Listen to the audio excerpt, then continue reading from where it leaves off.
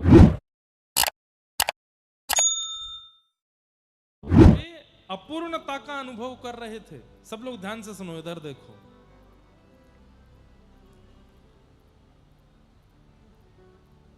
व्यक्ति को पता चल जाता है कि मैंने जो क्रिया की है वो उचित है कि नहीं। हर व्यक्ति को पता चल जाता है, लेकिन वो फिर भी सबसे पूछता है, ठीक तो रहा ना, ठीक तो किया ना। सामने वाले कहते हैं हाँ हाँ बहुत अच्छा था। अच्छा सुनने के बाद भी अच्छा नहीं लगता। अच्छा क्यों? हर व्यक्ति को पता होता है कि मैंने जो क्रिया की, मैंने जो बात बोली, मैंने जो काम किया, मैंने जो कुछ भी मेरे द्वारा हुआ वो उचित था कि नहीं। हर व्यक्ति को पता चल जाता है। पाप करने वाले व्यक्ति को अंदर से आवाज आने लगती है, गलत किया। घर में कभी तेज आवाज में किसी से बात कर लेते हैं, माता पिता को उत्तर दे दिया बच्चों ने, तब तो गुस्से में दीवार विवार पटक करके चले जाते हैं, लेकिन बाद में उनको रिग्रेट होता है। उसी समय से मन से आवाज आने लगती है, गलत किया। वो हमारी माँ है, हमने ऐसे क्यों बोला उनसे, नहीं बोलना चाहिए था। सबको बोध होता है, लेकिन एक इतना भयंकर राक्षस हमारे अंदर है, ईगो। वो तुरंत आगे आ जाता है, कुछ गलत नहीं किया, भले ही गलत किया हो फिर भी तू क्षमा नहीं मांगेगा। वो और बिगड़ने देता है, और बिगड़ने देता है, उस चीज को और बिगड़ने देता है। भगवत आधीन व्यक्ति में ये ईगो नाम का राक्षस नहीं होता। अगर उससे कोई गलती हो भी जाती है तो वो तुरंत क्षमा के लिए भागता है कि मुझे क्षमा करो। एक बात कहूं बंधुओं, बहुत ध्यान से सुनना। अपराध करने के बाद में सबको पता चल जाता है कि मैंने गलत किया, लेकिन उस गलती का इतना रिग्रेट हुआ कि अब मन में सोच रहे हैं कि इसका समाधान क्या करूं, इसको मैं ठीक कैसे करूं। यदि ऐसी प्रवृत्ति आपकी बन रही है तो यह समझ जाना कि ठाकुर जी की दृष्टि आप पर है, इसलिए आप सुधरना चाहते हैं। लेकिन कई लोग ऐसे होते हैं, अपराध करने के बाद, पाप करने के बाद, गलत करने के बाद भी स्वीकार नहीं करते, उसको खींचते रहते हैं, उसको लंबा होने देते हैं, उसको चलने देते हैं सालों साल तक। यही मानना चाहिए कि ठाकुर जी की दृष्टि नहीं है उसके ऊपर, इसलिए परिवर्तन करना चाहता नहीं। भगवत दृष्टि अधिकारी जो हो जाता है, उसके अंदर तुरंत इच्छा प्रकट होने लगती है कि इसका समाधान हो, इसका विश्राम हो, इसका इसका इसका कोई नियोजन निकले, ये इतना लंबा खिंचे ना।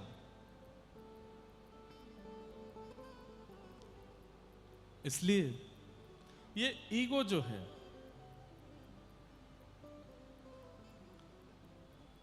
इसको एक भाषा में स्वाभिमान भी कहते हैं। ये एक अभिमान का विशेष रूप है, स्वाभिमान। स्वाभिमान होना चाहिए, लेकिन उसमें भी विवेक होना चाहिए कि स्वाभिमान किस रूप में रखें। जैसे एक बहुत सुंदर स्वाभिमान है कि मैं किसी के आगे हाथ नहीं फैलाऊंगा, मैं किसी के आगे भिक्षा नहीं मांगूंगा। इसका मतलब अकड़ नहीं है, ये एक स्वाभिमान है। ऐसा हो सकता है, अच्छा भी है। कई विषय में स्वाभिमान अच्छा है, पर कई विषय में अच्छा नहीं है। पति पत्नी के विषय में भी स्वाभिमान अच्छा नहीं है। वहां पर भी स्वाभिमान ही है जिसके कारण उन दोनों का कलेश समाप्त नहीं होता। दोनों में से एक स्वाभिमान का भी त्याग कर देता है ना, तो संबंध बहुत लंबा समय तक चलता रहता है। और जब दोनों में स्वाभिमान आ जाता है तो उस संबंध का अंत निश्चित होता है। इसलिए स्वाभिमान का त्याग करो।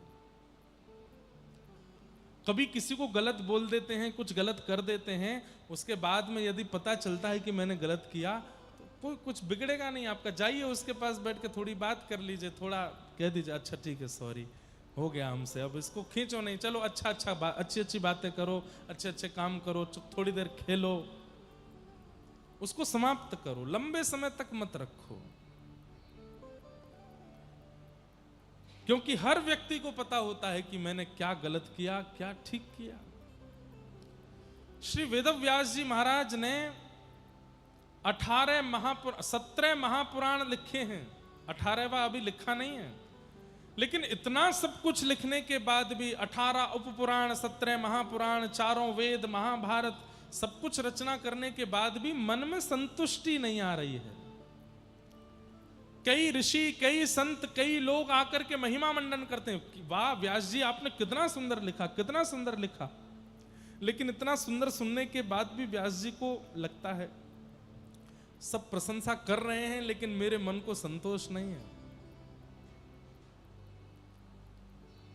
तभी व्यास जी के पास नारद जी का आगमन होता है और नारद जी महाराज आकर के व्यास जी से कहते क्या बात है, इतने दुखी क्यों बैठे हैं? बोले देखो ना, मैंने कितने ग्रंथ पोथियां लिख दी लेकिन मन अशांत है, मन में संतुष्टि नहीं है। हर उस व्यक्ति को यह बात सुननी चाहिए जिसका मन अपनी क्रिया से असंतुष्ट रहता है। अच्छा, कई जगह पर संतोष करना भी नहीं चाहिए और कई जगह ऐसी है वहां पूर्ण संतोष रखना चाहिए। कौन कौन सी जगह है जहां पर संतोष करना चाहिए? सबसे पहला, भोजन में संतोष करो। जैसा बना है ठीक है, भोजन के लिए नहीं खाना है, जीने के लिए भोजन करना है। कई लोग भोजन के लिए जीते हैं और कई लोग जीने के लिए भोजन करते हैं। कौन सा अच्छा है, जीने के लिए खाना कि खाने के लिए जीना? जीने के लिए पाओ, उसमें संतोष करो, जो मिल जाए उसको पाओ। पीली दाल मिल गई पालो, बैगन की सब्जी है पालो, आलू की सब्जी है पालो, टिंडे बने हैं पा लीजिए। एक विचित्र टिंडा होता है, हमारे यहाँ बोलते चप्पल टिंडा होता है ना, होता है ना, होता है कि नहीं? चप्पल टिंडा होता है ना, इनको ज्यादा पता है, खाते रहते हैं। लौकी घिया मिल जाए खाओ, जो प्राप्त हो जाए उसमें संतोष करो। कोई कभी कभी बहुत अच्छा बन जाए तो उसमें भी संतोष करो। भोजन में, अन्न में संतुष्ट होना चाहिए। दूसरा, धन में संतुष्ट होना चाहिए। जितना मिल रहा है, जो प्राप्त हो रहा है ठीक है, भगवान कृपा करेंगे, हम परिश्रम करेंगे तो हमारे परिश्रम के अनुसार हमको मिलेगा, लेकिन हम संतोष करें। और चाहिए और चाहिए और चाहिए और चाहिए और चाहिए, ये नहीं होना चाहिए। धन में संतोष करो। तीसरा, संबंधों में संतोष करो। जो संबंध मिला है, पत्नी का, पति का, बच्चों का, परिवार का, मित्र का, उसमें संतुष्ट रहो, संतोष करो। दूसरा मुझसे अच्छा है ऐसा नहीं सोचो, आपके पास जो है वो बहुत अच्छे हैं, उनमें संतोष करो। असंतुष्ट किसमें रहना चाहिए? अब ये सुनो, कौन कौन सी क्रिया है जिसमें संतुष्ट नहीं होना चाहिए? पहला, पढ़ने में कभी संतुष्ट मत हो। अच्छा देखना, उल्टे हैं हम लोग। जो मैंने पहले बात की उसमें हम संतुष्ट रहते हैं और जो अभी बात कहेंगे इसमें सब लोग संतुष्ट नहीं होते। 4 पन्ने पढ़ने के बाद बच्चा, बहुत पढ़ लिया, थक गए, अब तो इतना पढ़ लिया, मां कहां तक पढ़े इसको। अच्छा, आज एक नया और बन गया, फोन चलाने में भी संतुष्ट हो जाना चाहिए। थोड़ी देर चलाने के बाद बंद कर दो भाई, थोड़ी देर उसको रख दो। और आजकल तो युवाओं से ज्यादा वृद्धों के फोन ज्यादा चलते हैं। घर के दादा दादी पूरे दिन चार्जर ही ढूंढते रहते हैं। अरे दादी सुबह ही तो चार्ज किया था आपने फोन, डिस्चार्ज हो गया, रील देख रही थी ये बूढ़ों को ज्यादा लगा है चस्का फोन देखने का। उसमें भी संतोष करो। तो 4 हो गए वहां पे संतोष में। हाँ, जितनी देर देख लिया, जितना देख लिया बस करो, ठीक है। और असंतुष्ट किसमें रहना चाहिए? अध्ययन में। जितना भी पढ़ लीजिए, व्यक्ति को यदि अपना सफल जीवन बनाना है, अपने मृत्यु के अंतिम समय तक वो विद्यार्थी बना रहे, तो वो सबसे ज्यादा सुखी रहेगा। विद्यार्थी बना रहे, कभी भी ये ना सोच ले अब मैं व्यापारी बन चुका हूं, अब मैं वकील बन चुका हूं, अब मैं जज बन चुका हूं, अब मैं पुलिस अफसर बन चुका हूं, अब मैं नेताजी बन चुका हूं, अब मैं व्यास जी बन चुका हूं, अब मैं पंडित जी बन चुका हूं। मैं अभी भी विद्यार्थी हूं। आज भी मुझे अर्जन करने की इच्छा है, आज भी मुझे ग्रहण करने की इच्छा है। आप भी कुछ अच्छा बताइए, आप भी कुछ मधुर बताइए। नित्य अर्जन करने की इच्छा रखो। अर्जनात अर्जुन, अर्जुन का मतलब क्या है? जो हमेशा अर्जन करना चाहता है, ग्रहण करना चाहता है विद्या को, उसी को अर्जुन कहते हैं। सावधानी से सुन लीजिए, पति की बात होती है तो उबासी आने लगती है सबको। सबको तो नहीं आ रही, 2-4 दिख गए मुझे। तो अध्ययन में असंतुष्ट होना चाहिए। दूसरा, भजन में असंतुष्ट होना चाहिए। 12 माला होते ही महाराज उबासी आने लग गई, अंगड़ाई आने लग गई। कथा सुनते हैं, कभी ऐसे कभी ऐसे, कभी कोई पीछे ऐसे सोफा वाले तो सो ही जाते हैं।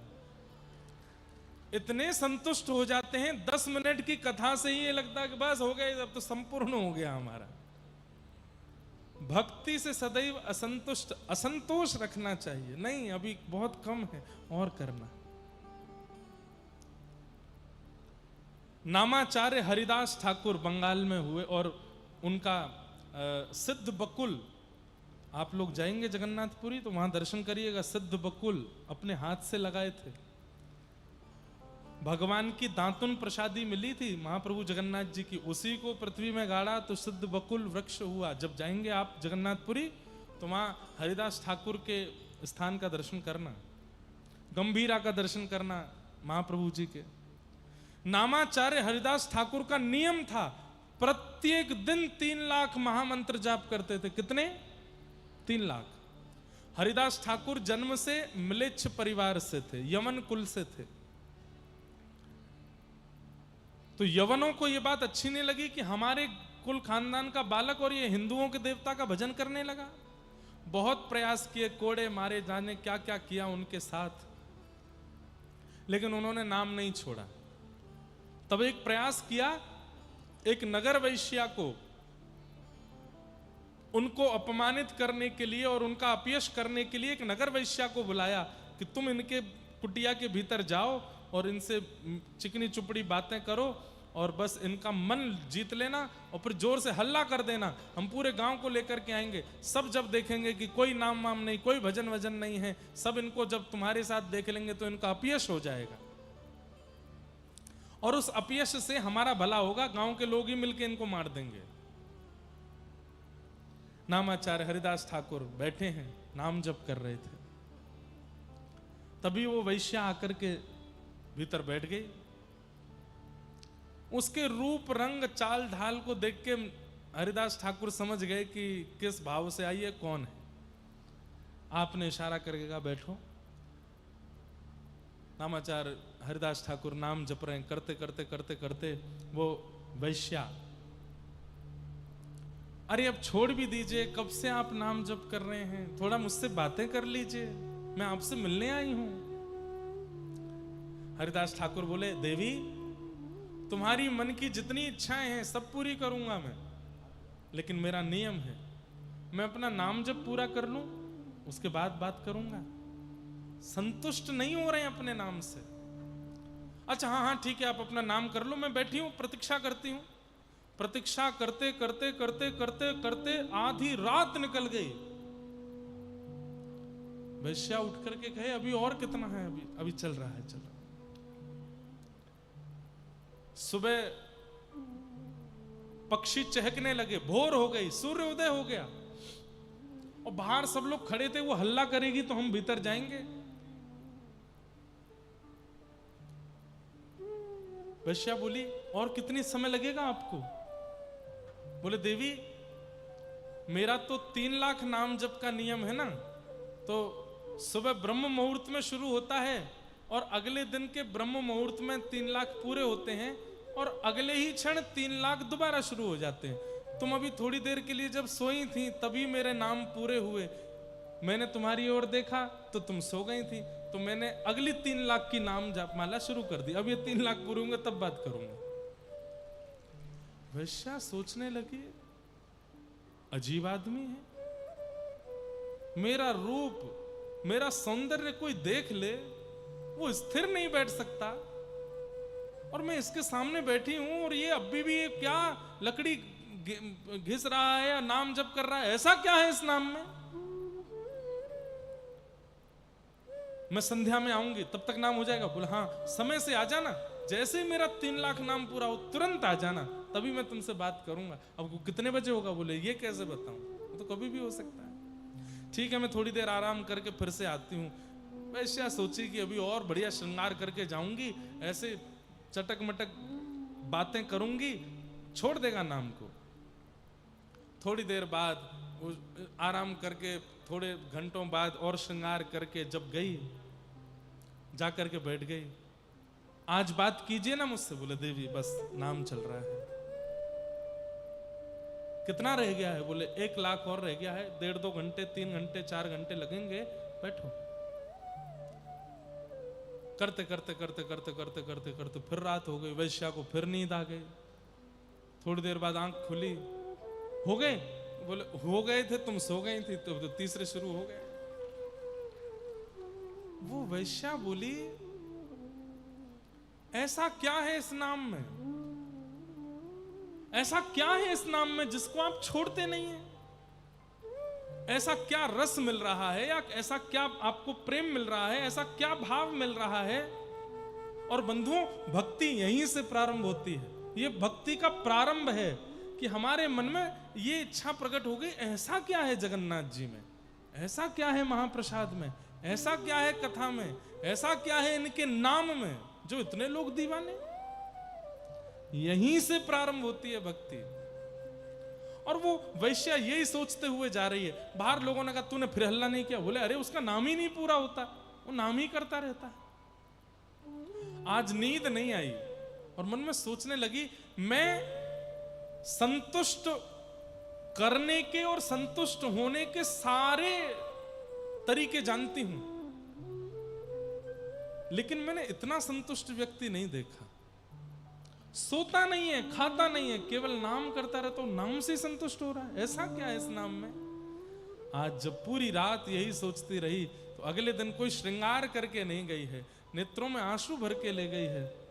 मैंने आज तक अपने रूप से, यौवन से, तन से सबका घर बिगाड़ा है, मैंने सबका जीवन बर्बाद किया है।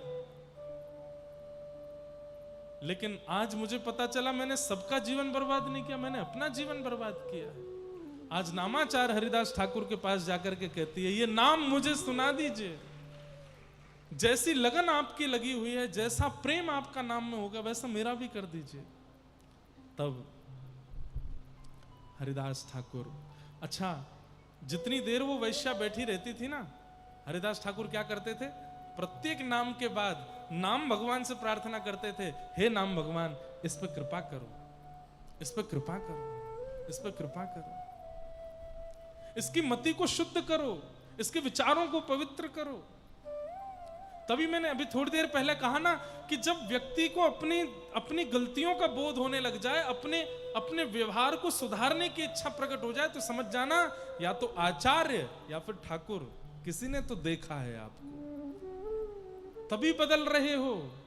अपने आप नहीं बदल सकता कोई। माता पिता पीछे पड़े रहते हैं बच्चों के, भजन किया कर, थोड़ा मंदिर जाया कर, कथाएं सुना कर, नहीं सुनेगा वो आपके कहने से। जब आचार्य की या ठाकुर की उस पर दृष्टि पड़ेगी, उसी दिन सुनेगा वो। सौभाग्यशाली हैं जितने लोग यहां बैठे हैं, सब पर दृष्टि पड़ी है, इसलिए सुन रहे हो, इसीलिए बैठे हो। कल हमारे जो यजमान जी वो कह रहे थे, महाराज जी एक व्यक्ति भी उठ के नहीं जाता।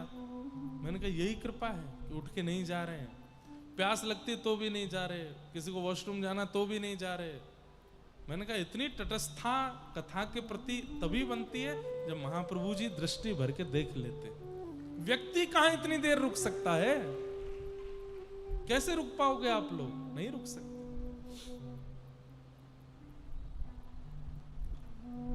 हरिदास ठाकुर ने पता है क्या किया?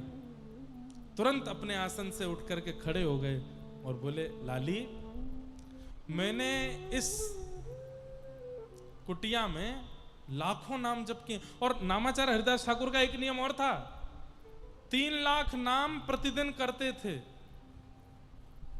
30 दिन में कितने नाम हो गए? 30 दिन में कितने नाम हो गए? 90 लाख। तो 30 दिन में उनकी जो संख्या होती थी वो 1 करोड़ पहुंचती थी। क्यों? जैसे ही महीने के अंतिम दिन आते थे तो नाम बढ़ा देते थे। क्यों? 1 करोड़ करना, महीने में 1 करोड़ नाम करते थे। आज हरिदास ठाकुर बोले, लाली, इस कुटिया में मैंने करोड़ों नाम किए हैं, अब मैं कहीं और जा रहा हूं, इस कुटिया में तुम रहो और यहीं रह करके भजन करो। और श्री हरिदास ठाकुर वहां से चले गए और वो वैश्या वहां रहने लगी। अरे इसे कहते हैं चमत्कार। चमत्कार वो नहीं कि आपने कभी कोई कबूतर प्रकट कर दिया, खूब सारे कुछ कर दिए, वो सारे चमत्कार नहीं होते हैं, वो जादू हो सकते हैं। चमत्कार इसको कहते हैं कि जिस वैश्या को देख करके पहले लोगों के चित्त में मलिनताएं आती थी, लोगों के मन में दुर्भाव प्रकट होते थे, लोगों के मन में इच्छा पूर्ति की भावना प्रकट होती थी, आज नामाचार्य हरिदास ठाकुर की कृपा ऐसी हुई, नाम भगवान की ऐसी कृपा हुई कि अब वह वैश्या जब अपनी कुटिया से बाहर निकलती है तुलसी को जल देने के लिए, जो राह से निकलता है उसको देख लेता है, उसी के चित्त में हरि प्रकट हो जाते हैं, भजन करने की इच्छा प्रकट होने लगती है। ऐसी कृपा।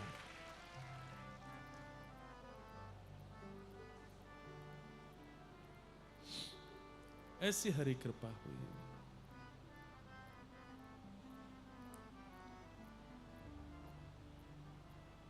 जो सुख पायो राम भजन में, जो सुख कबीरदास जी का पद है, जो सुख पायो राम भजन में, जो सुख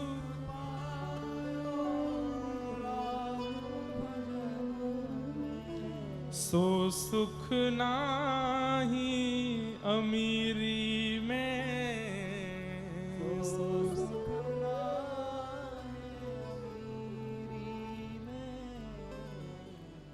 मन लाग्यो मेरो यार फकीरी में, मन लाग्यो मेरो यार। गोस्वामी तुलसीदास जी कहते हैं, जो मोहे राम लागते मीठे, तो नव रस सठ रस रस अनरस है जाते सब सीठे। अभी ठाकुर जी मीठे लगे नहीं है, इसलिए छेना पोड़ा अच्छा लग रहा है, इसलिए गुलाब जामुन बढ़िया लग रहा है, इसलिए रसगुल्ला अच्छा लग रहा है, इसलिए दुनिया भर के व्यंजन बढ़िया लग रहे हैं, दुनिया भर की विषय अच्छे लग रहे हैं, दुनिया भर के लोगों की बातें अच्छी लग रही हैं। जिस दिन ये मीठे लग गए बाकी सब अनरस लगेगा, किसी में रस है ही नहीं, ऐसी स्थिति हो जाएगी।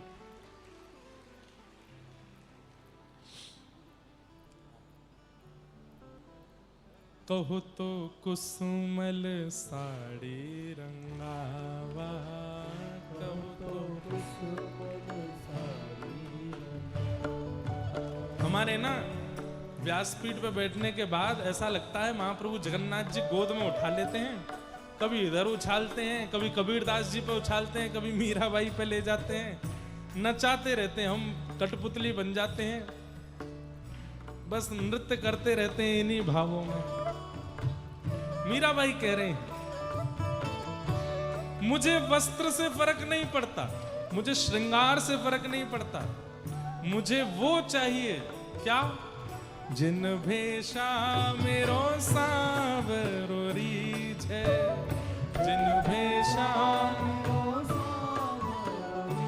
ओ जिन भेषा मेरो सावरो रीझ है,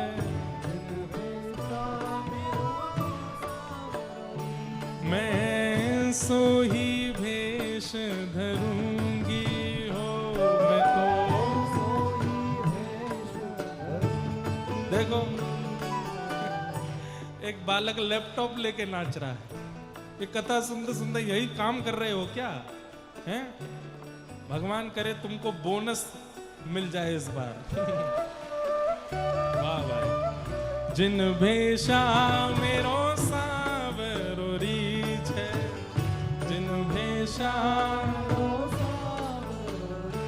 हे, जिन भेषा मेरो साहिब रीछ है, जिन भेषा मेरो साहिब रीछ है, मैं सो ही भेष धरूंगी हो, मैं तो सो ही भेष धरूंगी, हाँ मैं तो सो ही भेष धरूंगी हो, मैं तो सो ही भेष, अरे हाँ मैं बैरागन होंगी, हाँ होंगी मैं बैरागन होंगी, ओ बाला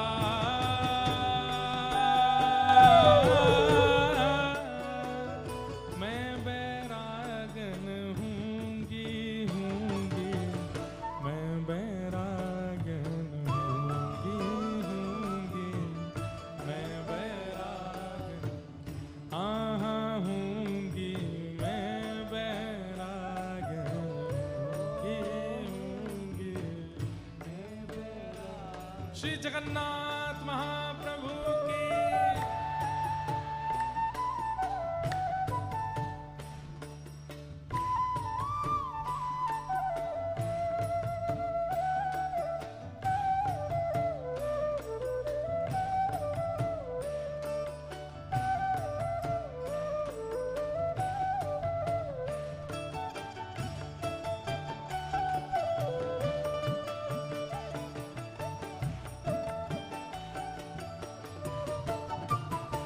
वो प्राण हमारा वहाँ बसत है, प्राण हमारा,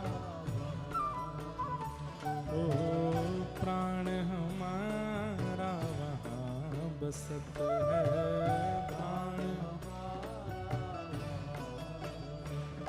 ओ यहाँ तो खाली को, यहाँ तो खाली ओ मात पिता परिवार सोई है, मात पिता, हाँ मात पिता परिवार सोई है, मात पिता परिवार, ओ कहिए तिनका तो बाला, कहिए तिनका, हाँ बाला कहिए तिनका तो बाला, अरे हाँ मैं बैरागन होंगी, हाँ होंगी मैं बैरागन होंगी, मैं बैरागन, हे बाला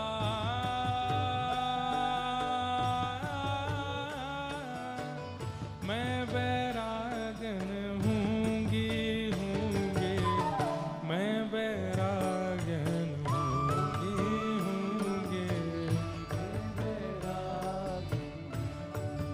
ओ यातन की मैं करूं की गिरी, यातन की मैं ओ रसना नाम कहूंगी, रसना ओ मीरा के प्रभु गिरधर नागर, मीरा के प्रभु गिरधर नागर, हे मीरा के प्रभु गिरधर नागर, मीरा के प्रभु गिरधर नागर, हे प्रभु गिरधर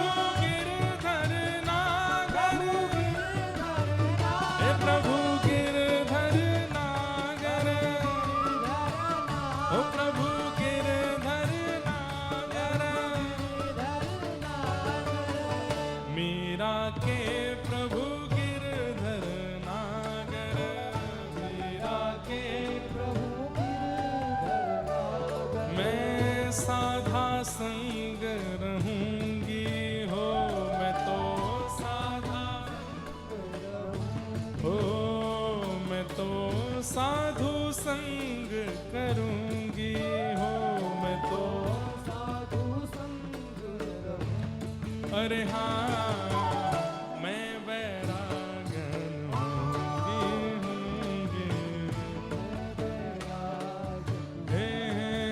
होंगी मैं बैरागन होंगी, होंगी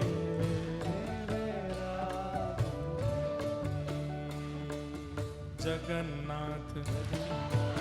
हमको सब बोलते हैं, बोले महाराज जी ये तो आप रोज ही गाया करो, लेकिन हम ये केवल जगन्नाथ जी के लिए नहीं, सारे ठाकुरों के लिए ऐसे ही बना रहे हैं। जैसे राधा रमण, राधा रमण कमल नैन, कमल नैन वृंदावन वारे, तू न संभाले तो हमें कौन संभाले, ओ तू न संभाले तो हमें कौन। गाओ हे गोपीनाथ, गोपीनाथ सरस नैन, सरस नैन ओ बालेश्वर वारे, तू न संभाले तो हमें कौन संभाले हो। हे भक्तन के काज प्रभु खीर चुरावे, भक्तन के काज प्रभु खीर चुरावे। हाँ भक्तन के काज हरि खीर चुरावे, भक्तन के काज हरि खीर चुरावे। हे भक्तन के काज हरि माखन खावे, भक्तन के काज हरि माखन खावे। ओ हमें तू न संभाले तो हमें कौन संभाले हो। गाओ हे गोपीनाथ, गोपीनाथ सरस नैन, सरस नैन बालेश्वर वारे, तू न संभाले तो हमें कौन संभाले, ओ तू न संभाले तो हमें कौन संभाले। हे जगन्नाथ, चकानैन, जगन्नाथ चकानैन नीलाचल वारे, तू न संभाले तो हमें कौन संभाले हो।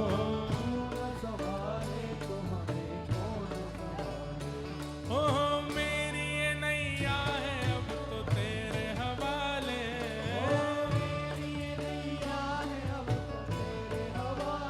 हाँ मेरी ये नैया है हरि तेरे हवाले।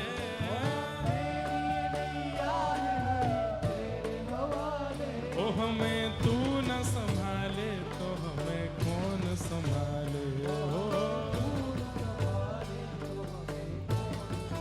मेरे प्रभु जगन्नाथ चकानैन, हे जगन्नाथ चकानैन नीलाचल वारे, तू न संभाले तो हमें कौन संभाले हो।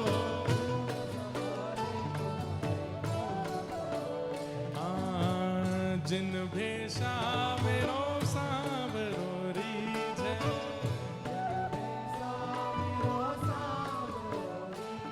मैं सो ही भेष धरूंगी हो, मैं तो अरे हाँ मैं बैरागन होंगी, मैं बैरागन हाँ होंगी, मैं बैरागन होंगी,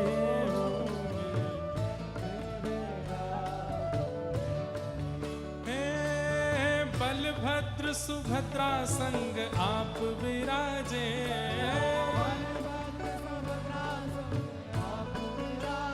ओ मंदिर के ऊपर नील चक्र विराजे, हो मंदिर के ऊपर नील चक्र।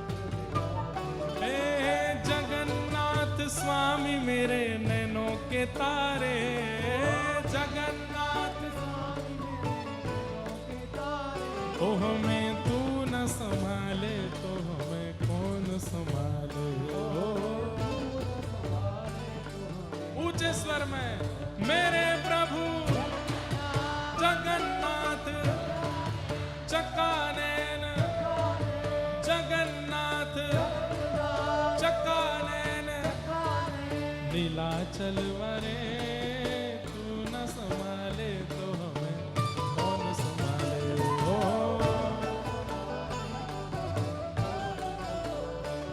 हे तू न संभाले तो हमें कौन संभाले। मेरे प्रभु जगन्नाथ, जगन्नाथ चक्कानैन, चक्कानैन, नीलाचल वारे तू न संभाले तो हमें कौन संभाले। तू न संभाले तो हमें कौन संभाले। मेरे प्रभु, मेरे प्रभु, मेरे प्रभु, हम कहें मेरे प्रभु, पूरे सुर में गाओ जगन्नाथ। मेरे प्रभु, मेरे प्रभु, तेरे प्रभु, हम सबके प्रभु, जगत प्रभु चक्कानैन, जगन्नाथ चक्कानैन, नीलाचल वारे तू न संभाले तो हमें कौन संभाले। जय जय जगन्नाथ, जय जगन्नाथ, जय जय जगन्नाथ, मेरे जगन्नाथ, जय जय जगन्नाथ, प्यारे जगन्नाथ, मेरे प्रभु जगन्नाथ, प्यारे जगन्नाथ, जय जय जगन्नाथ, मेरे जगन्नाथ, जय जय जगन्नाथ, प्यारे जगन्नाथ। ओ नीलाचल वारे तू न संभाले तो हमें कौन संभाले। श्री जगन्नाथ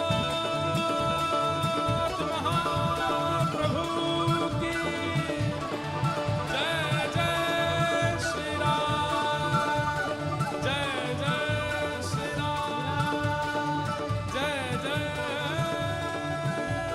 श्री राम। अरे तुम्हें छोड़ जाऊं अब मैं किसके दुआरे,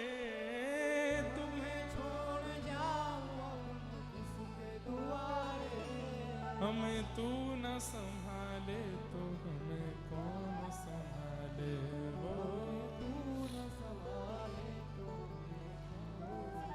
मेरे प्रभु, मेरे प्रभु, मेरे प्रभु जगन्नाथ चक्कानैन, नीलाचल वारे तू न संभाले तो हमें कौन संभाले। तू न संभाले। श्री जगन्नाथ, जगन्नाथ, जगन्नाथ रक्ष मां, महाबाहु, महाबाहु, महाबाहु पाहि मां। बैठ जाओ। हरि हरि बोलो। आहा,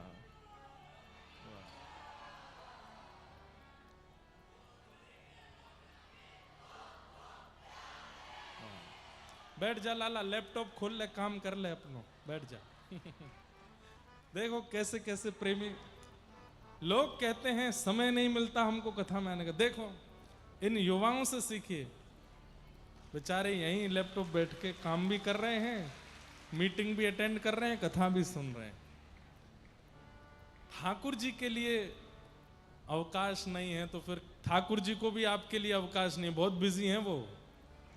जब ठाकुर जी के लिए कोई समय नहीं निकालता ना, और फिर कभी ठाकुर जी के पास जाके कहता है नाथ मुझ पर रक्षा, ठाकुर जी कहते हैं आई एम वेरी बिजी, चलो जाओ, तीनों लोगों का भार मेरे ऊपर है, इतना समय नहीं है मेरे पास, चलो जाओ।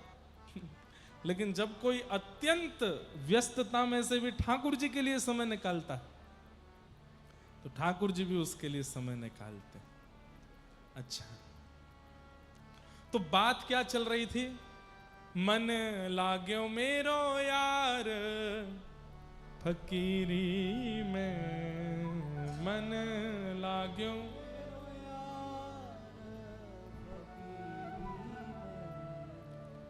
जो सुख पायो राम भजन में, जो सुख पायो सो सुख नाही अमीरी में, सो सुख नाही। मन लाग्यो मेरो यार फकीरी में, मन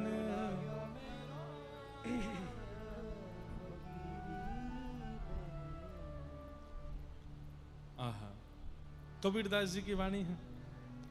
भला बुरा सबका सुन लीजिए, भला बुरा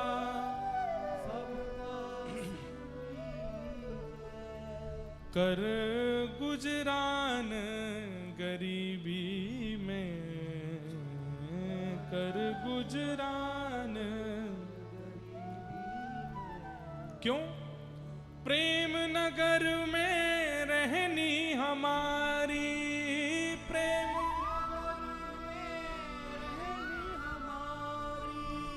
भली बन आई सबूरी में,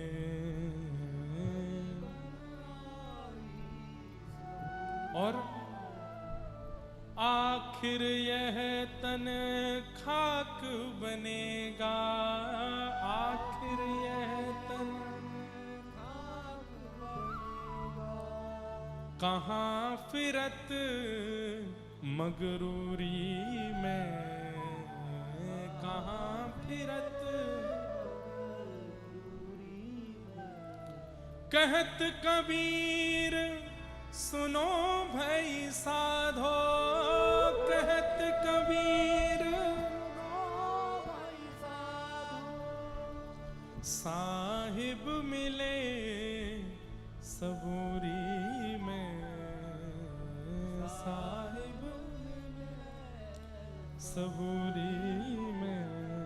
मन लाग्यो मेरो यार फकीरी में, मन लाग्यो।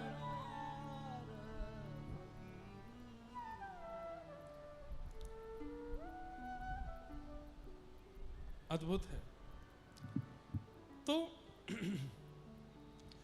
व्यास जी को अपनी रचनाओं से प्रसन्नता है पर संतुष्टि नहीं है। भजन में कभी संतोष नहीं करना चाहिए।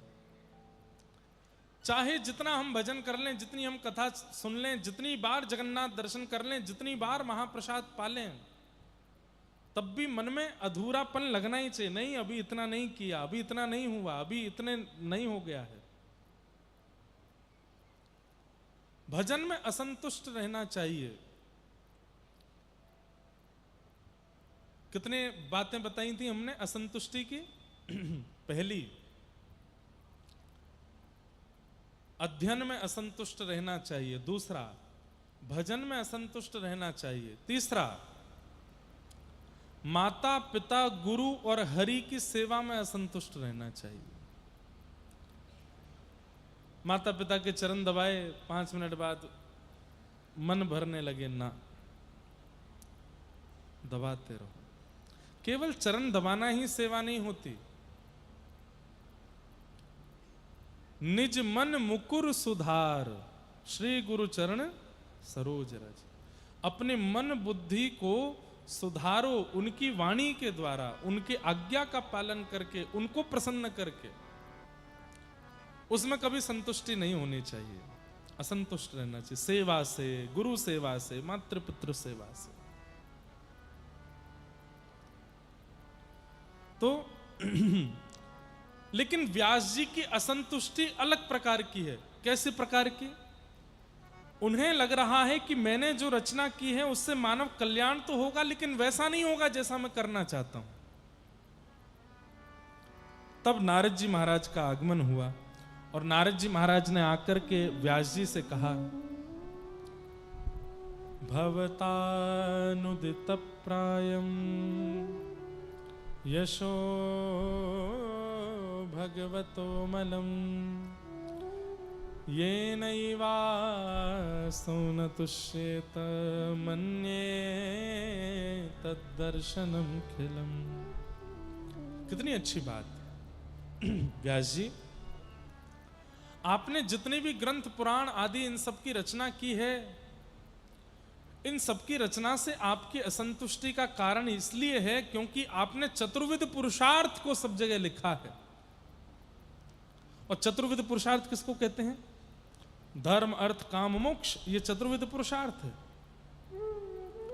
बहुत ध्यान से सुनिएगा, समझने वाली बात है। हम लोग भी कई बार अपनी क्रिया से, जीवन से थोड़े से असंतुष्ट से रहते हैं। कैसे संतोष पावें? तो ये बात समझनी पड़ेगी आपको। व्यास जी, आपने जितने भी ग्रंथ लिखे उनमें धर्म की प्रधानता बताई है। धर्म कैसे किया जाए, अर्थ कैसे कमाया जाए, कामनाओं की पूर्ति कैसे की जाए, और सब कुछ करते हुए अंत में मोक्ष कैसे प्राप्त पाया जाए, ये 4 बातों का ही विस्तार लिखा है आपने। तो व्यास जी बोले, ये 4 ही हैं जो पूरे संसार को चलाते हैं। यहां बैठा हर व्यक्ति और दुनिया का हर जीव इन 4 में ही संलिप्त है। कोई 4 कर रहा है या फिर कोई 4 में से कोई एक कर रहा है। जैसे कोई धर्म के मार्ग पर ही चलता है, शास्त्र ऐसा कहते हैं, धर्म ऐसा कहते हैं, गुरु आज्ञा ऐसी कहती है, ऐसा ही रहना चाहिए, ऐसा ही खाना, ऐसा ही पहनना, धर्म। कोई व्यक्ति अर्थ के मार्ग पर चलता है, यहां से कैसे कमाया जाए, इससे कैसे कमाया जाए, यहां से कमाई कैसे होगी, उसके दिमाग में यही चलता है, कमाई कैसे होगी। अर्थ के लिए जी रहा है, केवल धन। दूसरा है काम, यानी कि कामनाओं की पूर्ति। कोई केवल अपनी कामनाओं के लिए ही जी रहा है। मुझे उस ब्रांड के कपड़े पहनने हैं, मुझे तो वो वाला शहर घूमना है, मुझे वहां का वो खा के देखना है, उसका स्वाद कैसा है। वो कामनाओं में ही जीते हैं। हमारे तो बहुत दुनिया के लोगों से पाले पड़ते हैं ना, ऐसे वाले लोग भी बहुत देखे हैं जिनकी केवल कामनाएं ही रहती हैं। सुबह का नाश्ता साउथ इंडियन होना चाहिए, दोपहर का भोजन राजस्थानी होना चाहिए, रात का भोजन कैसा होता है? रात का भोजन पंजाबी होना चाहिए। वो कामनाओं में ही जीते हैं। ये तो वो बातें हैं जो मैं बोल सकता हूं। कामनाएं तो बहुत भयंकर भी होती हैं लोगों की। ऐसी ऐसी कामनाएं भगवान श्री कृष्ण गीता में कहते हैं, ध्यायतो विषयाम पुंसः संगस्तेषुपजायते संजात संजायते कामः कामः क्रोधोभिजायते क्रोधात् भवति सम्मोह सम्मोहात् स्मृति विभ्रम स्मृति भ्रंशात् बुद्धिनाशो बुद्धिनाशात् प्रणश्यति। ठाकुर जी कहते हैं व्यक्ति का नाश प्रारंभ कहां से होता है? ध्यान से सुनिए सब लोग, इधर देखो, इधर देखो, इधर देखो। व्यक्ति का नाश कहां से प्रारंभ होता है? ठाकुर जी कहते हैं ध्यायतो विषयाम पुंसः। कहां से नाश प्रारंभ होता है? बिस्तर पर लेटे हैं, हाथ की तकिया लगा रखी है, एसी चल रहा है, पंखे को घूमते घूमते देखते देखते विषय चिंतन कर रहे हैं। विषय भोग नहीं रहे, केवल उसको सोच रहे हैं। काश मैं ऐसा कर लूं, काश मैं ये कर लूं, काश मैं ऐसा कर लूं। और वो विषय अत्यंत दूषित विषय, उसका केवल चिंतन कर रहे हैं, किया नहीं है, केवल चिंतन करने से वहीं से नाश प्रारंभ होता है। ध्यायतो विषयाम पुंसः, और जैसे ही व्यक्ति उस विषय का चिंतन करता है, वो चिंतन ही उसको एक दिन उसका संग करा देता है। मतलब जिसका आपने चिंतन किया था, एक दिन आप कर बैठोगे।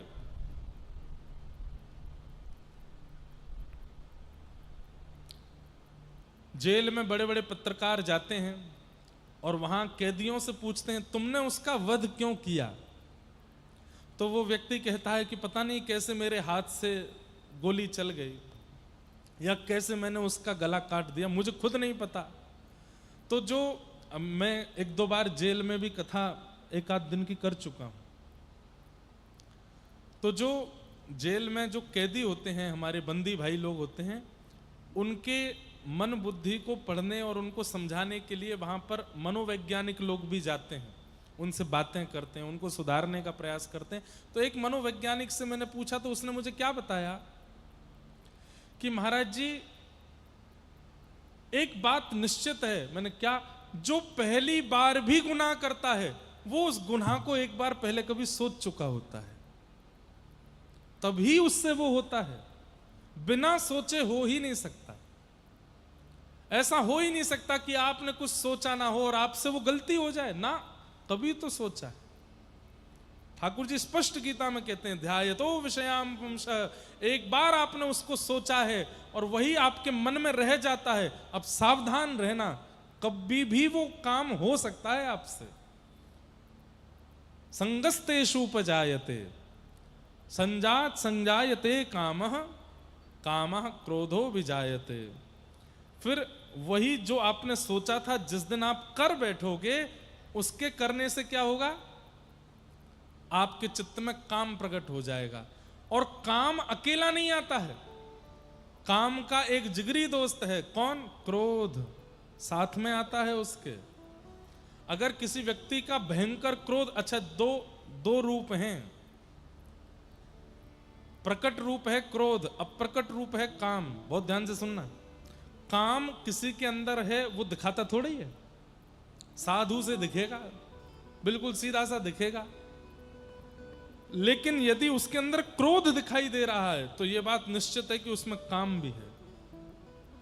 कामात् क्रोधो विजायते, और क्रोधात् भवति सम्मोह, क्रोध से सम्मोह जन्म लेगा, मोह जन्म लेगा। सम्मोहात् स्मृति विभ्रम, सम्मोह से स्मृति भ्रमित हो जाती है, और स्मृति भ्रंशात् बुद्धि नाशो, स्मृति भ्रम होती बुद्धि नष्ट हो जाती है। बुद्धि नाशात् प्रणश्यति, बुद्धि के नष्ट होते ही उसका पतन हो जाता है। पूरे स्टेप बता दिए ठाकुर जी ने। प्रारंभ कहां से हुआ? ध्यायतो, सोचने से। इसलिए हमारे यहां आज्ञा क्या करते हैं? ध्यान करो। किसका? श्री कृष्ण का। ध्यान करो किनका? जगन्नाथ का। ध्यान करो किनका? महाप्रभु जी का। ध्यान करो किनका? किशोरी जी का। क्यों? क्योंकि ध्यान में यदि वे ही बने रहेंगे तो वे रह करके अन्य किसी विकार को आने नहीं देंगे, और विकार नहीं आएगा तो कभी आपका नाश नहीं होगा। इसलिए नित्य ठाकुर जी का स्मरण करते रहो, स्मरण करते रहो।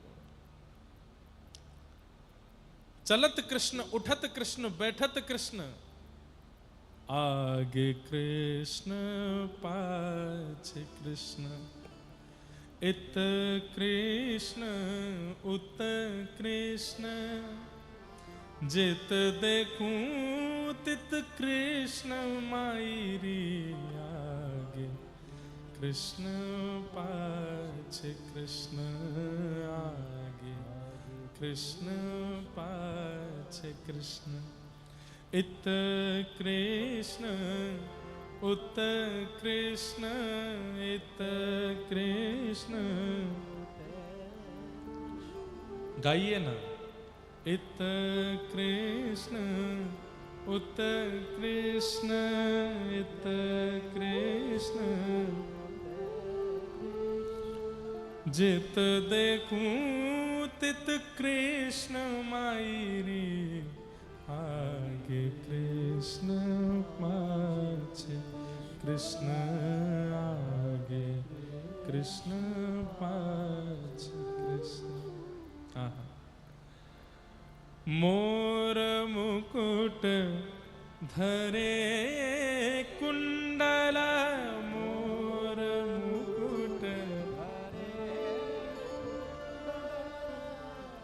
करन भारे मुरली मधुर, करन भारे। नेत्र बंद करके सुनिए और ये झांकी बनाइए चित्त में। कैसे आएगा? कोई विकार आ ही नहीं सकता। कैसे हैं ठाकुर जी? जो आगे हैं, जो पीछे हैं, जो इत हैं, जो उतित हैं, सब जगह जो कृष्ण है वो हैं कैसे? मोर मुकुट धरे कुंडला मोर,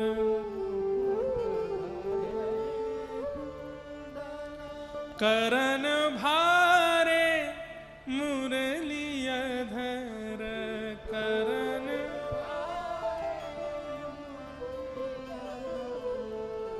धुनी तान नईरी आगे, कृष्ण पाछे कृष्ण आगे, कृष्ण।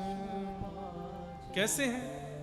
ऊंची धोती पहनी है घुटने घुटने तक, पैरों में स्वर्ण के कड़ूले पहने हैं, त्रिभंग ललित श्याम सुंदर, अपनी कमर में एक करधनी बांध करके, गले में सुंदर वनमाला पहन करके, शीश पर अपने घुंघराले केशों में एक छोटी सी पाग धीमे से बांध के, उसमें केवल एक मोर पिच्छ और 2 मोती की लड़ बांध करके, नेत्रों में नैना नैना छोटा छोटा सा काजल लगा करके, मुखमंडल पर लालिमा है पान की, कानों में कुंडल नहीं है, कानों में पुष्प पहन रखे हैं, और मधुर अधर पर वंशी धर के ठाकुर जी वेणुनाद करते हुए चल रहे हैं। वरहा पीडम नटवर वपु कर्णयो कर्णकारम विभ्रद वासः कनक कपिसं वैजयंतीं च माला, वंशी विभूषित करा नवनीर दाभात पीतांबरा दरुण बिंब फला धरोष्ठात, पूर्णेन्दु सुंदर मुखा अरविंद नेत्रात्, कृष्णात् परम किमपि तत्त्वमहं न जाने। आगे कृष्ण पाछे कृष्ण, आगे कृष्ण पाछे, काछनी काछे लाल, काछनी ऊपरे ना पीत पट, ऊपरे ना। ये गले में जो पटका पहनते हैं इसको उपरना बोलते हैं। कैसा? बोले पीत उपरना धारण कर रखा है और काछनी काछ रखी है, मतलब धोती तक ऊंची लांग वाली धोती पहन रखी है, काछ के बिल्कुल। काछनी काछे लाल, काछ ऊपरे ना पीत पट, ऊपरे ना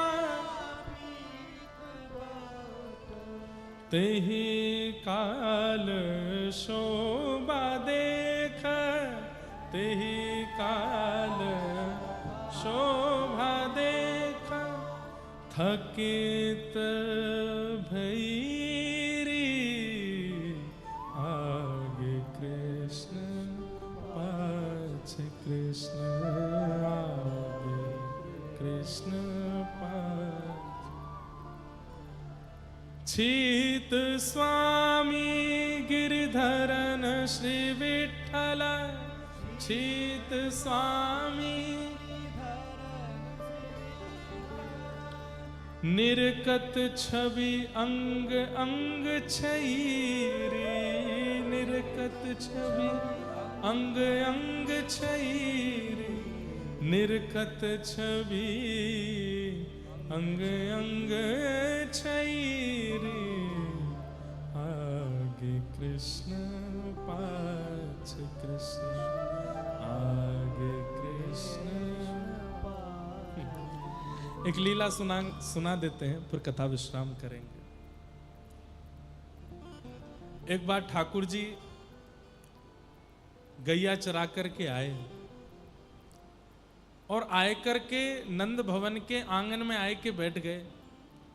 यशोदा मैया ने की, अरे लाला कहा बात है? आज तेरो मुखमंडल इतनो प्रसन्न काई कुनाए दिख रो। सो ठाकुर जी बोले मैया मेरो एक नयो नयो सखा बनो है। बोले अच्छा तो मैया वो सखा में जैसे ही वन में जाऊं मेरो हाथ पकड़ ले और हाथ पकड़ के फिर छोड़े ही ना है। मैया बोली क्यों ना छोड़े? बोले यो के लाला तुम तो दूर मत जाए कर, पूरे दिन मेरो हाथ पकड़ के रहे। मैया मेरो हाथ दुख गयो और जब मैं वहां से हाथ छुड़ाए के लौट के आऊं तो रोन लगे, जोर जोर ते रोवे। मैया बोली तो फिर लाला कहा करूं? बोले मैया तू कैसे मेरो बातें पीछो छुड़ा। मैया बोली कैसे पीछे छूटेगा तू ही बता, ब्रजभाषा समझ रहे हैं ना। तो ठाकुर जी बोले मैया तू एक काम कर, मेरो एक चित्र बनवाए दे, तू मेरो एक चित्र बनवाए दे, वाकू चित्र दे दूंगा, पूरे दिन मेरो चित्र देखते रहेगो। मैया बोली लाला बात तो तेने बड़े पते की कही, तू भी गैया चरावे जावे तो मेरो मन भी ना लगे, मैं भी तेरो चित्र ही देखती रहूंगी, एक चित्र बनवाऊं। एक गोपी को बुलाए करके मैया ने कही अरे कोई चित्र बनावे वारो है हमारे ब्रज में? तो गोपी ने कही मैया बनावे वारो तो ना है, लेकिन एक बनावे वारी है। कौन? चित्रा सखी। बरसाने के पास में रहे किशोरी जी की एक सखी, वाको नाम है चित्रा, वो चित्र बनावे। लेकिन मैया वाको तो नियम है पुरुषन को देखे ही ना है। मैया बोली पुरुष थोड़ी देखनो है, मेरो लाला देखनो है, जाकू देखवे के काजी सब तरसे, तू एक बार बात करके आ। गोपी गई और चित्रा सखी के पास जाके बोली आपको एक चित्र बनानो है। कौन को? बोले नंद जी के लाला को। चित्रा सखी बोली मैं पुरुषों को देखती नहीं हूं। तो वो सखी कहती है तेरे कितने बड़े सौभाग्य, जिनको देखवे के काजे हम उल्हाने बनावे, बहाने बनावे, तब भी हमको इतनी देर तक देखवे को नहीं मिले। अरे तेरी जगह हम होते ना, लपक के पहुंच जाते यशोदा मैया के यहाँ और बैठे बैठे भले ही चित्र 5 दिन में बनवे वार हो, 5 महीना तक नहीं बनाते। क्यों? 5 महीना तक कृष्ण देखवे को मिलेगा। अरे तू एक बार देख तो सही, छोटो सो लाला है, तू वाकू देख लेगी ना तो तोकू चित्र बनाए के अपनो सौभाग्य लगेगा कि मैंने ऐसो चित्र बनायो। इतना महिमा मंडन करके गई तो वो चित्रा सखी बोली एक काम कर तुमको यहीं बता दे वो देखवे में कैसो है। गोपी बोली एक रसना से नंद जी के लाला के गुण और रूप नए बताए जा सके, लेकिन तू फिर भी कहे तो अंग है गहरे समुद्र सो, नेत्र हैं वा समुद्र में खिले भय कमल से। ठाकुर जी का अंग कैसा है? बोले गहरा समुद्र, नीला होता है और शांत होता है, ठाकुर जी का अंग ऐसा है। और नेत्र कैसे हैं? बोले मानो जैसे उस गहरे सरोवर समुद्र में 2 कमल खिले हो। नासिका कैसी है? बोले नासिका ऐसी लगे मानो जैसे 2 कमलन के बीच में ते कछुआ बहतो बहतो जा रहो हो, ऐसी नासिका है। ओष्ठ कैसे हैं? ठाकुर जी के होठ कैसे हैं? बोले ऐसा लगे जैसे मानो वह नील सरोवर समुद्र में वह सरोवर में 2 टापू रखे हों और उन टापून पे भी सुंदर सुंदर सुंदर सुंदर गुलाबी कमल खिल रहे हों। ऐसे ठाकुर जी के अधर है। अंग कांति का वर्णन करते करते करते स्थिति हो गई कि वो चित्रा सखी ऐसी बावली भई, अब तो उसके चित्त में इच्छा हो गई मैं देखने जाऊं। नंद भवन पहुंची। अब यशोदा मैया बैठी हैं यहां पर, और जैसे जहां जगन्नाथ जी खड़े वहीं एक खिड़की है पीछे, तो यशोदा मैया यहां बैठी हैं और चित्रा सखी सामने बैठी। चित्रा सखी बोली मैया आपके लाला को चित्र बनानो, एक बार वाको दर्शन कराओ। मैया बोली दर्शन नहीं कराऊंगी, मैं वाको वर्णन कर दूंगी, तू वर्णन सुनकर के बनाए दे। बोले वर्णन तो मैंने गोपी से सुन लियो। बोले वाने इतना अच्छो नहीं बताया होगा, मैं बता रही हूं। बोले कैसो है तुम्हारो लाला? मेरो लाला कतई सीधो है, इतनो सीधो, इतनो भोरो भंडारी। अब यहां तो मैया सीधेपन को भाव बता रही हैं। पीछे से ठाकुर जी खिड़की खोलें और खिड़की खोल करके चित्रा सखी ते करें कभी अपनी जीभ नकारें, कभी ऐसे करें, कभी नासिका ऐसे ऐसे करें, कभी ऐसे ठेंगा दिखावें। अब मैया जो वर्णन कर रही है बिल्कुल वाक्य विपरीत है लाला। और चित्रा सखी देख रही है, अच्छा सीधो मैया? बोले बिल्कुल सीधो। बोले जलेबी जैसा सीधो होएगो। ऐसा वर्णन कर रहे हैं।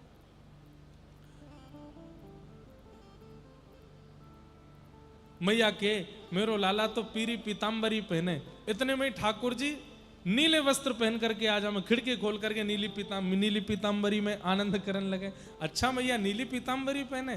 बोले हाँ, नीलांबर धारण करे, पीतांबर धारण करे। इतना ऊधम मचा में ठाकुर जी कभी कभी तो वस्त्र ही उतार के बिल्कुल नितंग खड़े रह जाएं खिड़की पे। चित्रा सखी वा स्वरूप को दर्शन करके इतनी आनंदित है रही है। अब तो वाकई स्थिति ऐसी है गई, अब वो जहां देखती है वहीं ठाकुर जी दिखाई देते हैं। आगे कृष्ण पाछे कृष्ण, इत कृष्ण उत कृष्ण, जित देखूं कृष्ण मायरी। आगे कृष्ण पाछे कृष्ण। लीला तो लंबी है, पर बात क्या स्पष्ट करनी है कि जिसका आप चिंतन करते हो वो चिंतन से एक दिन क्रिया में आ जाएगा। इसलिए चिंतन हरि का करो, चिंतन कृष्ण का करो, चिंतन इन लीलाओं का करो, चिंतन जगन्नाथ जी का करो। खाली बैठे हो कुछ और मत सोचिए, बस इनके रूप का ही दर्शन, रूप का ही चिंतन करते रहो। ये चिंतन करते करते करते करते करते कभी नाश नहीं होने देंगे आपका, अगर ये आपके चिंतन में है, ये आपके ध्यान में है तो। इसलिए नाम रूप लीला धाम, ठाकुर जी के नाम का गान करते रहो, लीलाएं सुनते रहो, रूप का दर्शन करो और धाम का गमन करो। नाम रूप लीला और धाम, ये चार आपके जीवन में होते रहेंगे तो नाश से बच जाओगे। नहीं तो ध्यायतो विषयाम पुंसः, एक दिन बुद्धि नाशात प्रणश्यति, पतन हो जाएगा। ध्यान में कुछ विकार मत आने दो। नारद जी महाराज ने कहा, भगवान धर्म करने वाले लोगों के बारे में आपने लिख दिया, अर्थ कमाने वाले लोगों के बारे में आपने लिख दिया, कामनाओं की पूर्ति करने वालों के बारे में आपने लिख दिया, मोक्ष की प्राप्ति करने वालों के बारे में आपने लिख दिया। तो व्यास जी बोले बचा क्या? बोले पंचम पुरुषार्थ। क्या? जिन्हें धर्म से काम नहीं, जिन्हें अर्थ से काम नहीं, जिन्हें कामनाओं से काम नहीं और जिन्हें मोक्ष की भी कामना नहीं, वो पंचम पुरुषार्थ के मार्गी। पंचम पुरुषार्थ क्या है? बोले प्रेम। आपने प्रेम के बारे में कहीं नहीं लिखा, इसलिए आपका मन अशांत है। व्यास जी, आपने भगवान को पुरुषोत्तम बता दिया, आपने भगवान को भगवान दिखा दिया, आपने भगवान का पौरुष दिखा दिया, उनका बल दिखा दिया, उनकी योग्यताएं बता दी, लेकिन उन भगवान का प्रेम नहीं बताया, इसलिए आपका मन असंतुष्ट है। अरे वो परमात्मा है, वो भगवान है, लेकिन वो ब्रजवासियों के लिए कैसे प्रेमी हो जाते हैं, आहा, ये आपने कहीं नहीं लिखा, इसलिए आपका मन शांत है। अरे ऐसो हाँ ऐसो हो, ऐसो चटक मटक सो ठाकुर, तीनों लोकन हूँ मैं ना। ऐसो चटक आपने कहीं लिखा? मानो नारद जी कह रहे हैं व्यास जी से, आपने कहीं वर्णन किया कि वो परमात्मा है, वो ब्रह्म है, वो विधाता है, वो त्रिलोकीनाथ है? इस तो सब जगह लिखा है। उनके इतना बल है, वो सुदर्शन चक्रधारी हैं, वो गांडीव धनुषधारी अर्जुन को महाभारत युद्ध में केवल बिना आयुध उठाए जिता देते हैं। ये सब आपने लिखा। वो गीता का ज्ञान उपदेश करते हैं, लेकिन वो कितने प्यारे हैं ये आपने कहीं नहीं लिखा।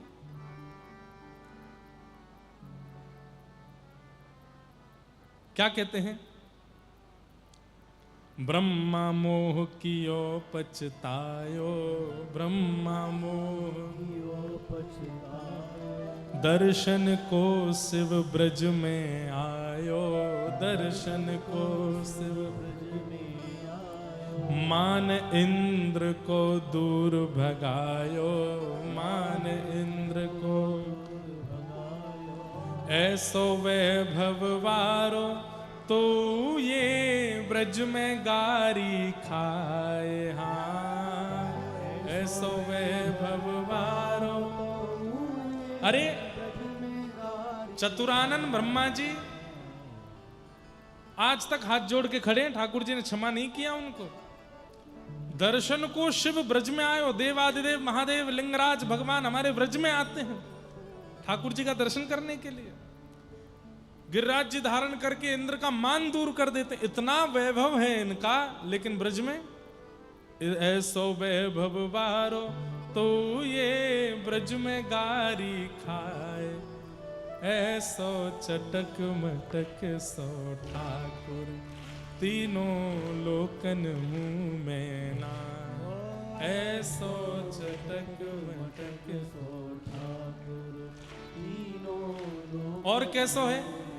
रूप छबीलो है ब्रज सुंदर, रूप छबीलो है ब्रज सुंदर। बिना बुलाए डोले घर घर, बिना बुलाए डोले घर। प्रेमी ब्रज गोपिन को चाकर, प्रेमी ब्रज गोपिन को चाकर। ऐसो प्रेम बढ़्यो माखन की चोरी करके खाए। हाँ ऐसो प्रेम बढ़ो माखन की चोरी करके खाए। ऐसो चटक मटक सो ठाकुर, तीनों लोकन मुंह में नाए। ऐसो चटक मटक। अरे ये बैठे हैं जगन्नाथ महाप्रभु, जगन्नाथपुरी में आ गए, इतने बड़े मंदिर में आके विराजमान हो गए, जगतपति बन गए, जगन्नाथ बन गए, नीलाद्रीनाथ बन गए। लेकिन एक दिन माधव दास जी से मुंह बना करके कहते मेरे मन ना है लग रो। माधव दास जी बोले क्या हुआ? जगन्नाथ तो बन गए पर चोरी नहीं हो रही है, यहाँ पे मन नहीं लग रहा, चोरी करनी है। माधव दास जी बोले जय जय, ये कलयुग है, द्वापर नहीं है कि गोपियां पकड़ लेंगी फिर छोड़ देंगी। चोरी करते पकड़े गए तो सजा और हो जाएगी, उम्र कैद। ठाकुर जी बोले अरे माधव दास, तू कहां जाने चोरी को स्वाद कितनो अच्छो रहे। मुझको चोरी, अरे आपको आवश्यकता क्या है? सब कुछ तो है, क्या चुराना है आपको? ठाकुर जी बोले ये राजा है ना, गजपति राजा, या के बगान में खूब सुंदर सुंदर कठेल लगी हैं, वो चुरावे को मन है। अरे हम अभी राजा को बोल देते हैं, कठेल भिजवा देगा आपके लिए। ठाकुर जी बोले एक काम कर, तू राजा से एक कठेल मंगवा, आज साग बनाए के पामेंगे और कल हम चोरी करके आवेंगे, वाह कठेल को साग बनाए के पामेंगे। तू खुद बताइयो स्वाद ज्यादा कौन से में आए। बना करके कठेल पाया। ठाकुर जी खूब प्रेम से कठेल पाते हैं जगन्नाथ महाप्रभु। माधव दास से बोली स्वाद ले लियो? बोले हाँ, अब तू कल मेरे संग चोरी करवे चलियो, फिर देखियो कैसा आनंद आवेगा। माधव दास जी बोले मुझे चोरी करनी नहीं आती। बोले हम है ना, सिखा देंगे सब, तू बस संग चलियो। महाप्रभु जगन्नाथ जी माधव दास जी के कंधे पे बैठ के चोरी करने गए, राजा के बगीचे में प्रवेश कर गए। माली रात में घूमता था। ठाकुर जी बोले धीमे धीमे सब काम करियो हैं। वो ठीक है। माधव दास जी अंदर पहुंच के बोले यहां तो इतने सारे पेड़ हैं, कौन से पे चढ़ूं? जगन्नाथ जी बोले इतनी तेज क्यों बोल रहा है, माली सुन लेगा। माली बोलता हाँ मैं बताता हूं कौन से पेड़ पर चढ़ना है। ठाकुर जी बोले देख पकड़ लेगो, छुप जा। माधव दास जी बोले कौन से पे चढ़े? बोले ये वालो बढ़िया है। बोले कौन चढ़ेगा ऊपर? ठाकुर जी बोले हम चढ़ते हैं, हम बढ़िया वाले पक्के पक्के कठेल ऊपर से गिरेंगे, तुम उनको लपक लेना। बोले ठीक है। माधव दास जी बोले नहीं तो एक काम कीजिए, आप लपक लीजिए, मैं ऊपर से दे दूंगा। बोले चल तो एक काम कर, तू ही चढ़ जा ऊपर। माधव दास जी ऊपर चढ़ गए। ऊपर जाकर के बोले कौन सा दूं, ये वालों की ये वाला? ठाकुर जी बोले तू हल्ला कर दे। माली बोला मैं बताता हूं कौन सा देना, रुक जाओ। अब तो ठाकुर जी तो वहां से अंतर ध्यान हो गए। माली आ गया, बोले नीचे उतर के आओ। माधव दास जी नीचे उतर के आए। पहले तो खूब डंडा मारे, शर्म नहीं आती, बुढ़ापे में चोरी करते हो, रुक जाओ तुमको बांध देता हूं। पेड़ से बांध दिया। अगले दिन सुबह राजा आया। राजा ने आकर के जैसे ही देखा, माली ने पहली किया रात में एक चोर पकड़ा हमने। राजा जैसे ही आए आकर के देखा तो पेड़ से बंधे हुए कोई और नहीं, पुरी के बड़े अच्छे साधक माधव दास। राजा जानते थे माधव दास जी को प्रणाम। अरे जय जय, ए खोलो इनको, ये तो साधक हैं। माली बोला ऐसी क्या साधना करते हैं, कटहल चुराने आए थे रात को। राजा ने कहा भगवान ऐसे कैसे आए। माधव दास जी के नेत्र सजल हो गए। बोले आपको लगता है कि हम कटहल चुराने आएंगे। बोले लगता तो नहीं है। बोले कौन है कटहल का चोर बताओ। बोले पुरी में कौन है। बोले तुम्हारे कालिया ठाकुर हैं, वही आए थे यहाँ चोरी करने के लिए रात को, हमारे साथ में आए, खुद तो भाग गए, हमको यहीं छोड़ गए। ठाकुर जी को कटहल खाने का मन था, चोरी करने का मन था, इसलिए आए। राजा ने पूरा बगीचा जगन्नाथ महाप्रभु के नाम कर दिया। माधव दास जी लौट करके गए। ठाकुर जी जैसे ही माधव दास जी सामने पहुंचे, ठाकुर जी हंसने लगे। आनंद आयो। बोले आनंद तो आयो, खुद का ही को भाग गए हो। बोले आप हमको छोड़ के भाग गए, लो हम पूरा बगीचा आपके नाम करा के आए हैं। और तब ठाकुर जी को थोड़ी संतुष्टि हुई। लेकिन ठाकुर जी माधव दास जी से बोले चोरी भई नहीं और आज तक हुई नहीं है, काऊ दिना ये करवे जामेंगे, जरूर करेंगे। ठाकुर जी ऐसे चटक मटक। तो नारद जी महाराज यही समझा रहे हैं व्यास जी को कि आपने परमात्मा के परमात्म तत्व को तो बताया, लेकिन वो परमात्मा प्रेमी कितने हैं, वो भावुक कितने हैं, वो सरल कितने हैं, वो सहज कितने हैं, ये आपने कहीं वर्णन नहीं किया, इसलिए आपका मन अशांत है। बोले अब क्या करूं। बोले आप एक ऐसी लीलाएं लिखो, ऐसे ग्रंथ की रचना करो जिसमें भगवान का गुण बताया गया हो, स्वभाव बताया गया हो, जिसे सुनने के बाद व्यक्ति भयभीत ना हो कि ये भगवान है, जिसे सुनने के बाद ठाकुर जी से प्रेम हो जाए, ऐसी कोई रचना करो। तब व्यास जी महाराज ने नारद जी की बात सुन करके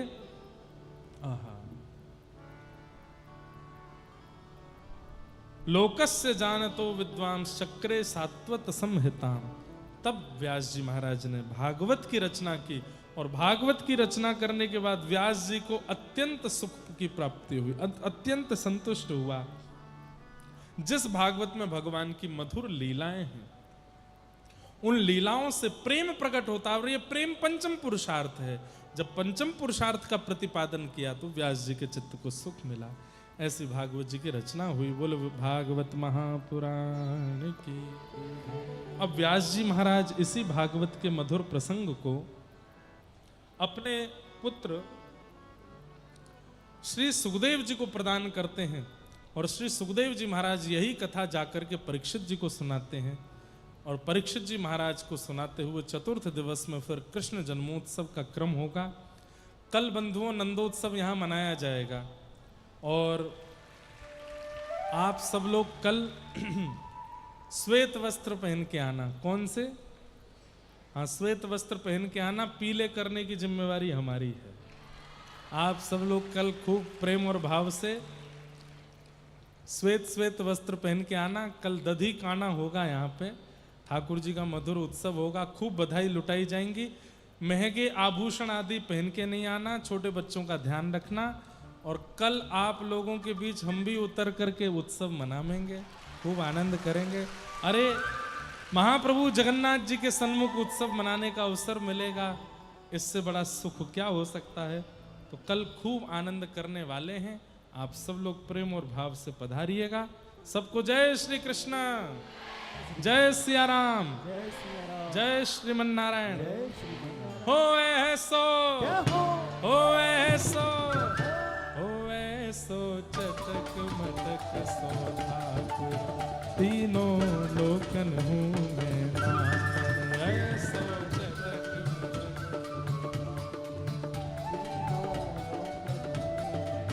लोकन लोकन हूँ मैं नाए, तीनों लोकन हूँ मैं नाया।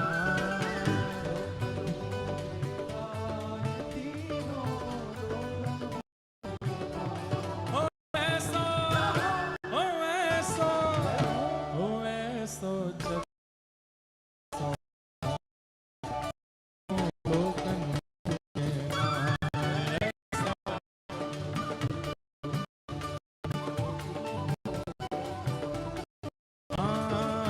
ऐसो जगत सो नाथु, तीनों लोकन हूँ मैं नाया।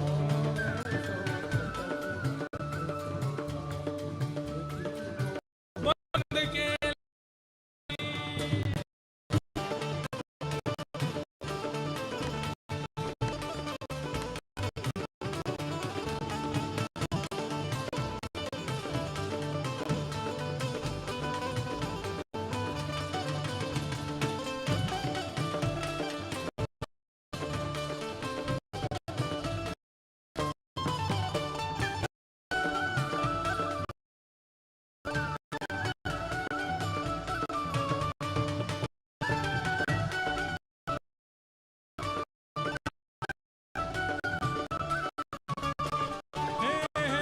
रूप छवि लो है ब्रज